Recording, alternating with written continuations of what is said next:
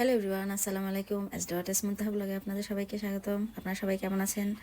তো আজকে আমি যে ভিডিওটা আপনাদের মাঝে নিয়ে আসলাম, আমার বোনের মেয়ে মানে আমার ভাগ্নের বিয়ের হলুদের অনুষ্ঠানে সবাই মেহেদি পড়ছে। আমার মেয়ে তো মেহেদি পড়ার জন্য পাগলই। তো সন্ধ্যা না হতেই আমরা চলে আসলাম 7টার দিকে বিয়েবাড়িতে। যে বিয়েবাড়ির গেটের যে ডেকোরেশনটা জাস্ট ওয়াও, খুব সুন্দর হয়েছে।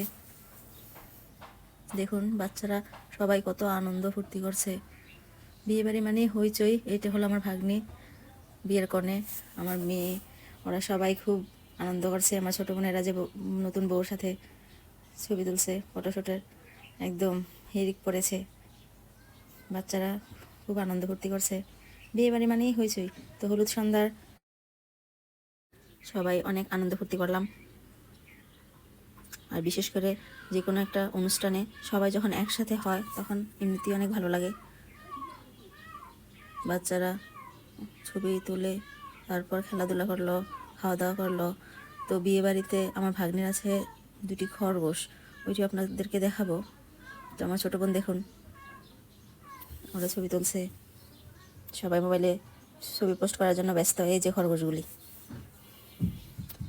তো আজকে আমার এই ভিডিওটা এই পর্যন্তই। সবাই এখন হলুদ দিবে, তারপর খাওয়া দাওয়া, ওই নাচ গান, স্টেজে সব বাচ্চারা নাচছে, আমার মেয়েও দেখুন। তো বিয়ের কনে সবাই এখন হলুদ দিবে। ঢাকাতে এরকম গায়ে হলুদের অনুষ্ঠানেই বেশি মজা হয়। বিয়ের দিন তেমন একটা ভিডিও শ্যুট, ফটোশ্যুট কোনো কিছুই তেমন করা হয় না। তো গায়ে হলুদের অনুষ্ঠানেই হলুদ সন্ধ্যায় বেশি আনন্দ হয়। সবাই এখন একে একে, যে আমার বোন গায়ে হলুদ দিতে যাচ্ছে মেয়েকে, তারপর একে একে সবাই হলুদ পরালো কনেকে। তারপর আজ এই পর্যন্তই। সবাইকে অসংখ্য ধন্যবাদ। আজ এই পর্যন্তই। যারা যারা আমার ভিডিওটি দেখেছেন অবশ্যই লাইক, শেয়ার অ্যান্ড কমেন্ট করবেন।